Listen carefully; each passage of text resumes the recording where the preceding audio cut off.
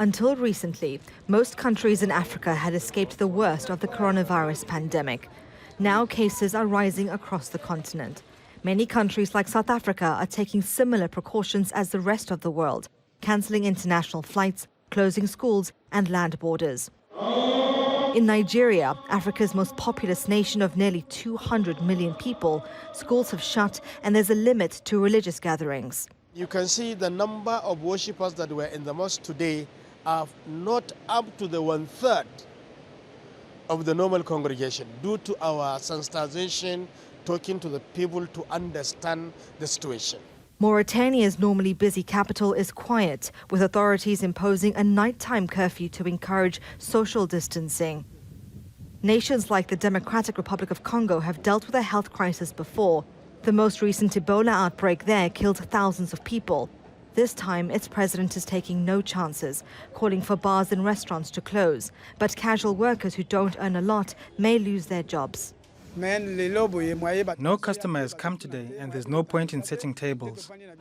The ban on international travel and sports events is affecting people in Zimbabwe. Punters here say with sports games cancelled, fewer people are turning up to betting houses. And street vendors in this township say they have no choice but to work. Some are worried about what is to come.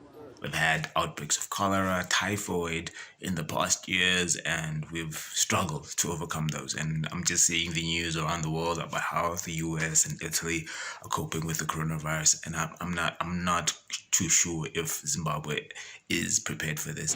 With more than 20 cases reported in Cameroon, hospital staff in Douala are preparing for the worst. And demand for hand sanitizer is growing. But despite measures put in place to limit large crowds, some streets are still busy. Cameroonians are calling for tougher controls. The government must take tough action against stubborn people.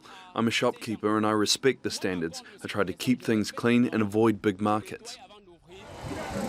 In Kenya, health workers have been disinfecting local markets. But the World Health Organization says African countries need to do more to enhance their capacity to detect the virus early, isolate and track patients. Raheela, Mahomed, Al Jazeera.